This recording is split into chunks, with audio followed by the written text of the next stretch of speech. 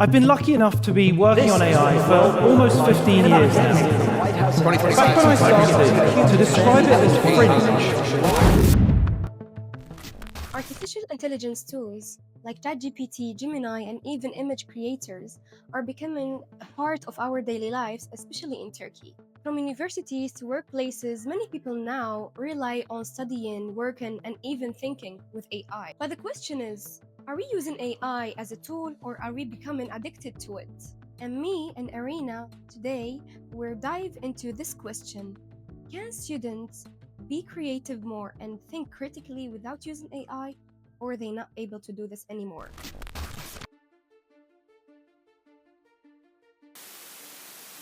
Artificial intelligence tools are no longer part of the future. They are part of our daily lives. In Turkey, thousands of students now use AI to study, write, translate, and even create. For many, these tools save time and make learning easier. So I see students of even middle schoolers and even elementary school students use AI for their homework, for their daily tasks, and of course college students use a lot of AI. I think that there are several reasons. First of all, because there is a great curiosity towards artificial intelligence. You know that we have always been thinking about the fact that robots will one day take the place of humans, you know. So people have always had this fear against artificial intelligence, but at the same time, curiosity. I use AI probably every day. In general, I use ChatGPT every day. It's part of my life. I can say that. I would say I use it on a daily basis too. Experts warn that excessive dependence on AI may reduce critical thinking, creativity, and real effort. While AI can increase productivity, it may also encourage academic laziness if used without limits. Yes, so this is really rapidly developing, and I think a lot of students now have a very different experience with their studies compared to what we had. It's a very tricky subject because it can limit creativity as well and limit a lot of skills like writing and critical thinking. I think that young people are attracted to the AI because they can get faster answers. Like we are used at making research online, like visiting several links, but you know, especially the Generation Z wants everything and fast, and literally in seconds you can have responses from the AI. They try to replicate the logics that you have when you watch a reel on Instagram or on TikTok. I think sometimes when you don't know how to adjust the tone of an email or of a message, or how to develop a new idea for a project, for a homework, for an assignment, you can get very fast answers from the AI. But what students do not know is the fact that you still need to work on the responses given by the AI.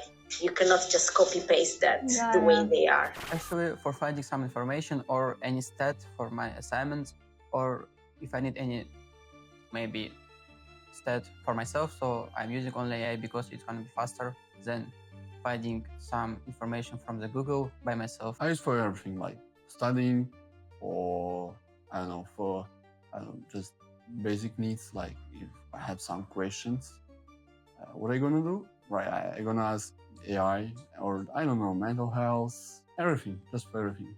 It helps me to generate new ideas, refine different goals, and it also provides some structure for my relevant ideas or something like that. So, the real question is not whether AI is good or bad, it's how we choose to use it as a tool for growth or a shortcut that slowly replaces thinking. That's why media literacy and artificial intelligence literacy is important. In most cases, students think that, for example, maybe AI can write newspaper articles, but then you always need the human intervention on that text. But how can humans intervene? We need to stimulate students and also scholars to think critically about that and to understand that AI can always make mistakes and that we always need to be careful of the answers that we get. I think this is our new reality, and we should, as adults and as educators, we should incorporate it somehow for kids and young people to use it as a tool, because it's not going to go anywhere and it's going to keep developing.